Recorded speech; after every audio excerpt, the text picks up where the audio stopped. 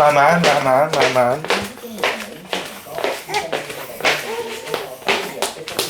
並由人享有更大嘅自由度。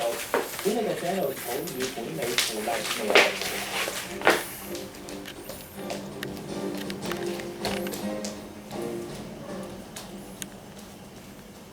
你想喺西九公園裏面做啲咩咧？蘇子雅咧？可以喺度放狗一齊散步。蘇子雅。即係我先會，因為都好少地咧。係咪跌到啊？慢慢慢慢，喂，慢慢。嘅休息，欣賞街頭藝術、單車。